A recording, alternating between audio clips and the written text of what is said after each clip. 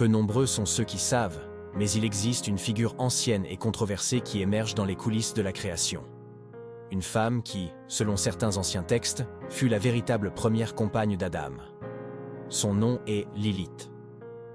Sa trace se dissimule entre les lignes effacées de l'histoire, des fragments de mythes hébraïques et des manuscrits oubliés. Elle n'apparaît pas dans les traductions modernes de la Bible, mais sa mention hante les traités kabbalistiques, le Talmud, et même d'anciens rituels occultes. Vous êtes sur le point de découvrir une histoire que la religion institutionnalisée a cherché à effacer. Une histoire qui pourrait changer radicalement votre compréhension de la Genèse. Avant de continuer, laissez un like, abonnez-vous à la chaîne, activez la cloche de notification et commentez « Je veux connaître la vérité depuis le commencement ». Mais pourquoi la Bible relate-t-elle deux versions de la création de la femme?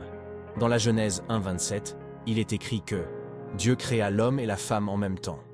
Il les créa mâle et femelle. Cependant, dans la Genèse 2, Ève est formée après Adam, à partir de sa côte. S'agirait-il d'une contradiction ou d'un indice qu'il y avait une autre femme auparavant? Lilith serait-elle donc cette énigmatique figure de la création originelle? Si tel est le cas, pourquoi fut-elle retirée du récit officiel? La réponse se trouve dans d'anciens textes qui révèlent un conflit spirituel, une rupture et une rébellion. L'alphabet de Ben Sira, rédigé vers le Xe siècle, offre l'un des récits les plus détaillés concernant Lilith. Selon cette tradition, elle fut formée à partir du même glaise qu'Adam, égal à lui en nature et en dignité. Mais Lilith refusa de se soumettre à l'autorité de l'homme. Dans un acte de rébellion, on raconte qu'elle prononça le nom sacré de Dieu et s'envola loin de l'Éden, abandonnant Adam et défiant l'ordre divin. Dès lors, elle fut perçue comme un esprit rebelle, associé à la séduction, à la mort infantile et aux hantises nocturnes. Dieu envoya alors 3 anges, Sénoï, Sansénoï et Sémanguélof, pour la ramener. Mais Lilith refusa. Comme punition, il fut décrété que 100 de ses enfants mourraient chaque jour. En réponse, elle aurait juré de se venger des enfants humains. Ainsi naquit le sombre mythe de la Lilith démoniaque, transformée de compagne originelle en entité maudite. Mais tout cela n'est-il qu'une légende? Ou y a-t-il quelque chose de plus profond, derrière son exclusion du récit biblique? En observant la manière dont Ève est créée dans la Genèse 2, à partir de la côte d'Adam, de nombreux chercheurs indiquent que ce changement brusque dans la méthode de création pourrait signifier un remplacement. Lilith aurait été rejetée, ou aurait rejeté Adam, et par conséquent, Dieu créa une nouvelle compagne, cette fois directement façonnée à partir du corps de l'homme, symbolisant l'obéissance et l'unité. Mais pourquoi ce détail est-il passé, inaperçu pendant des siècles? Serait-ce une tentative délibérée d'effacer la mémoire d'une figure féminine qui avait osé défier le patriarcat divin? Dans les cercles de la Kabbale et du mysticisme juif, Lilith revêt un rôle encore plus complexe. Elle n'est pas seulement la première femme, elle est le reflet du libre arbitre féminin, de l'autonomie et du refus de la domination. Pour certains, elle incarne l'essence de la femme libre. Pour d'autres, un esprit maléfique qui n'a jamais accepté sa place dans le plan divin. Cette ambiguïté rend son histoire à la fois si puissante et si dangereuse pour les institutions religieuses traditionnelles. Curieusement, certaines versions plus anciennes de la Bible portent des échos de Lilith. Dans Isaïe 34:14, il est fait mention d'une créature nommée Lilith, traduite dans certaines Bibles par Hibou, ou créature de la nuit. Mais en hébreu, le nom est explicite, Lilith, Lilith. Cette créature apparaît dans un contexte de désolation et de malédiction, comme un rappel voilé d'une entité exclue, oubliée, mais jamais complètement effacée. Elle surgit lorsque la terre est jugée, lorsque le chaos règne. La tradition chrétienne, quant à elle, rejeta officiellement toute mention de Lilith. Pendant des siècles, théologiens et traducteurs évitèrent ce nom, l'effaçant des commentaires et des homélies. Après tout, l'idée d'une femme qui refuse d'obéir à un homme et qui confronte même Dieu est, pour beaucoup, une menace à l'ordre établi. Mais cela soulève une question essentielle. Si Lilith n'a jamais existé, pourquoi y a-t-il eu tant d'efforts historiques pour faire taire sa mémoire? Bien que son nom ne figure pas dans les évangiles ou les lettres du Nouveau Testament, celui de Lilith continua de circuler au Moyen Âge. Dans les grimoires et les textes occultes européens, elle apparaît comme la reine des démons, mère des créatures nocturnes et symbole de la luxure. Mais, Curieusement, même dans ces contextes, elle est dépeinte non pas comme intrinsèquement mauvaise, mais comme une personne ayant refusé la soumission. Cette dualité alimenta autant la peur que la fascination. Elle devint la personnification de la femme qui ne se tait pas, qui ne s'incline pas, et c'est pour cette raison qu'elle fut diabolisée. Cependant, tous ne la voyaient pas comme une méchante. Dans certaines branches de la pensée ésotérique, Lilith est vénérée comme la gardienne de secrets anciens et de connaissances interdites. Selon ces courants, elle aurait habité des sphères spirituelles supérieures avant de tomber, tout comme Lucifer, par refus d'obéir aux ordres venus d'en haut. Une chute féminine qui reflète la chute angélique, un symbole de la quête d'indépendance qui finit en exil et en jugement. Cette connexion entre Lilith et Lucifer est même évoquée dans quelques lignes gnostiques. Pour certains groupes gnostiques, Lilith fut parmi les premières à comprendre que le monde matériel était inférieur, une prison pour l'âme. Son acte de rébellion aurait, en réalité, été une tentative de retour au monde spirituel originel, une vision qu'Adam n'avait pas saisie. Cela, évidemment, contredit la doctrine traditionnelle qui présente le monde créé par Dieu comme parfait. Mais pour les gnostiques, Lilith était une rebelle éclairée. La diabolisation de Lilith servit également à renforcer le modèle patriarcal en vigueur. En la transformant en une menace pour les enfants et les familles, les anciens scribes réussirent à justifier son exclusion et à faire taire son histoire. Lilith cessa d'être une figure d'égalité pour devenir ce que l'on craignait le plus, une femme dotée de voix, de pouvoir et de choix. La question demeure, dans quelle mesure cette exclusion fut-elle spirituelle ? Et dans quelle mesure fut-elle politique ? Au fil des siècles, Lilith finit par habiter l'imaginaire populaire comme un être nocturne. Dans d'anciennes traditions juives, les mères plaçaient des amulettes sur le lit de leur bébé pour les protéger de Lilith et de ses enfants. Son nom devint synonyme de danger caché, quelque chose qui guette dans l'obscurité, dans les heures silencieuses, dans les décisions non acceptées. Mais tout cela aurait pu être une stratégie subtile destinée à dissimuler ce qu'elle symbolisait véritablement. L'autonomie féminine. La crainte que les cultures anciennes éprouvaient face à Lilith n'était peut-être que la peur de la femme qui choisit son propre destin. Si Adam eut une compagne avant Ève, cela modifie profondément notre compréhension de la création. Le récit traditionnel cesse d'être un simple commencement pour devenir une recréation, une seconde chance, non seulement pour Adam, mais pour le plan divin lui-même. Après tout, Ève fut façonnée différemment. Non pas dans la même glaise, mais à partir d'Adam. Un changement qui peut représenter plus qu'une simple technique de création.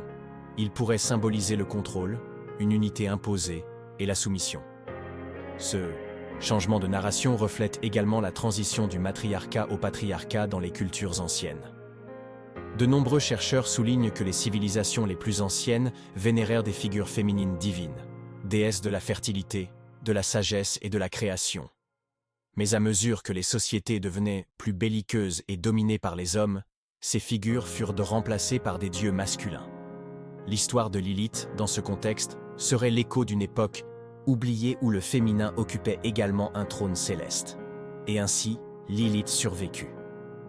Non dans les pages officielles des Écritures, mais entre les lignes, dans les manuscrits rejetés, les traditions orales et dans l'ombre de l'histoire spirituelle. Le simple fait que son nom suscite encore la controverse aujourd'hui montre qu'elle n'a jamais été oubliée, simplement réduite au silence. Et peut-être que connaître Lilith ne signifie pas seulement comprendre un chapitre effacé de la Genèse, mais aussi récupérer une part de la vérité spirituelle qui a été dissimulée par la peur. Lilith devint plus qu'un personnage effacé. Elle se transforma en un miroir. Un miroir qui reflète tout ce qui a été réprimé au fil de l'histoire.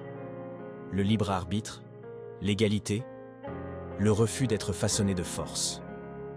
Lorsque nous l'observons attentivement, nous réalisons que sa figure représente plus qu'une femme rebelle.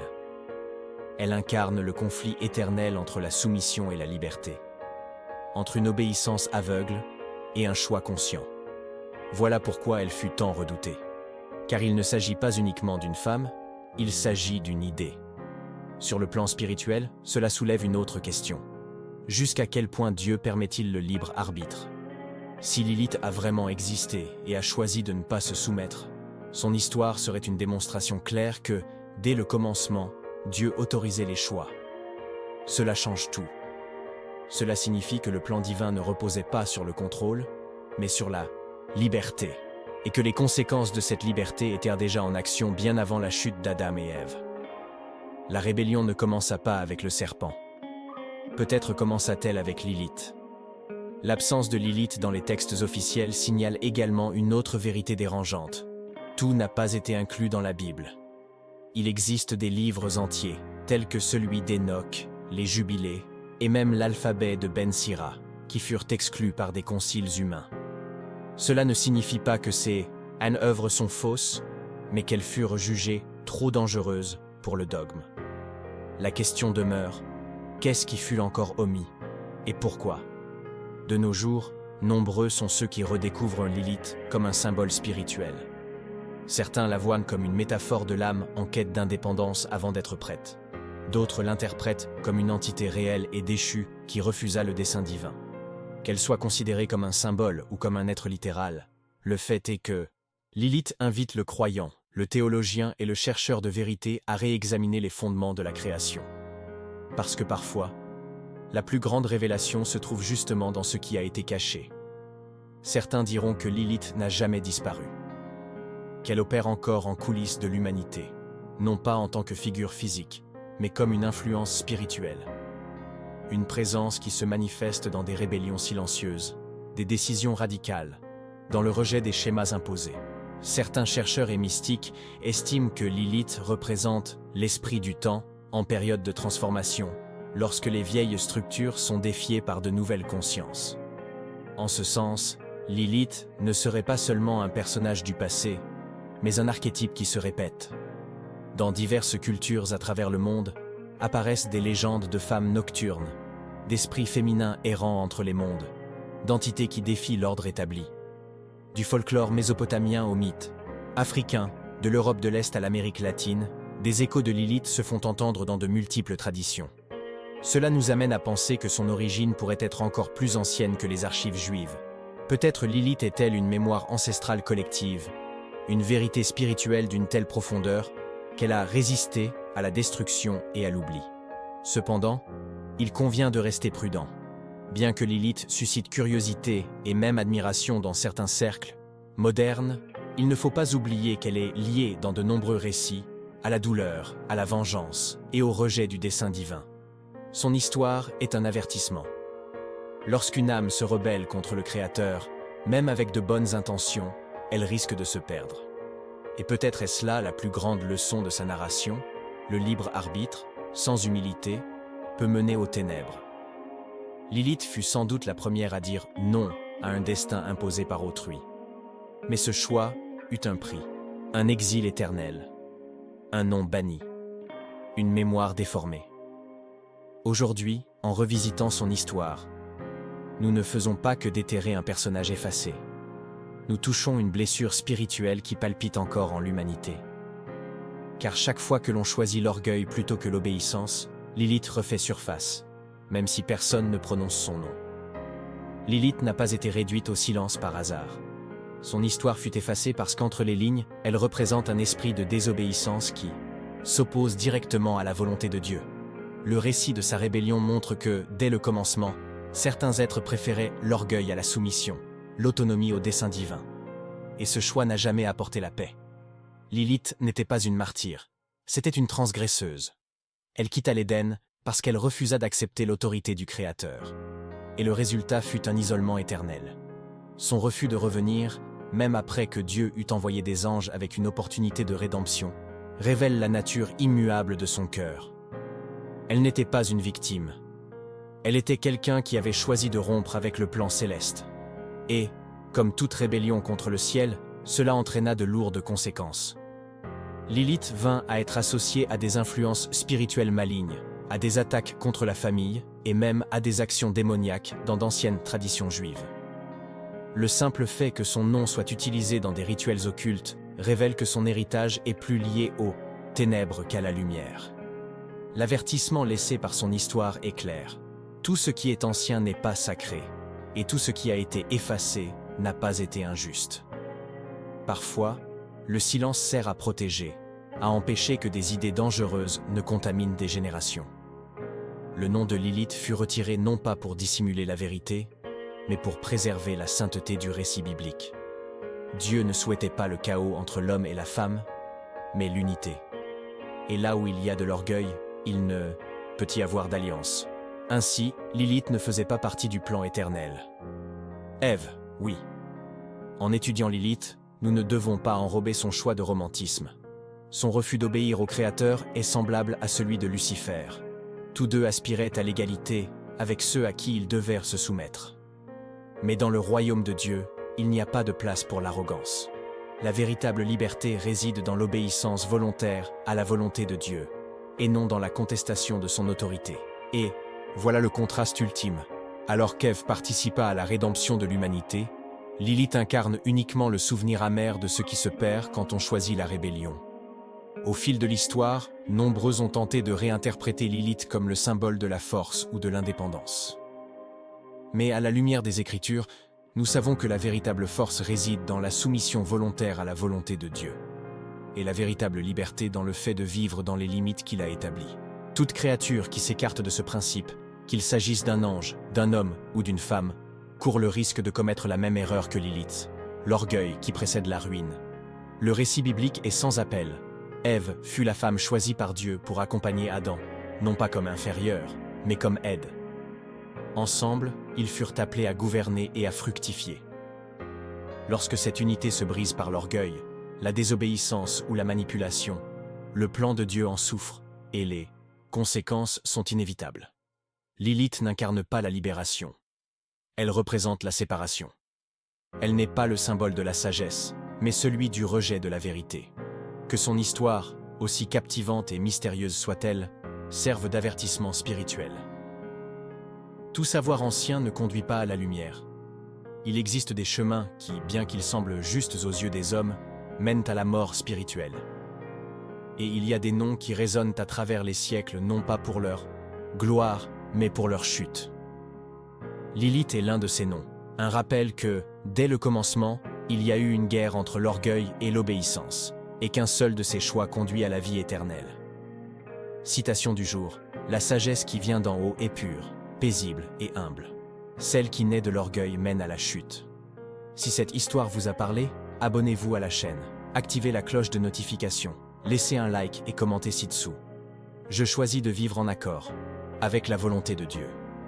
Si vous êtes arrivé jusque-là, c'est que ce message vous a confronté. Maintenant, ne restez pas silencieux. Laissez votre like, cela permet à cette vérité d'atteindre ceux qui en ont le plus besoin. Et si vous ne vous êtes pas encore abonné, écoutez bien. Vous manquez des révélations qui peuvent changer des destins éternels. Cliquez dès maintenant sur s'abonner, activez la cloche et venez faire partie d'un peuple qui connaît la vérité. Et ne se tait pas face à elle. Le temps est court, Dieu appelle. Allez-vous l'ignorer? Rendez-vous dans la prochaine vidéo et que l'amour de Dieu soit avec vous.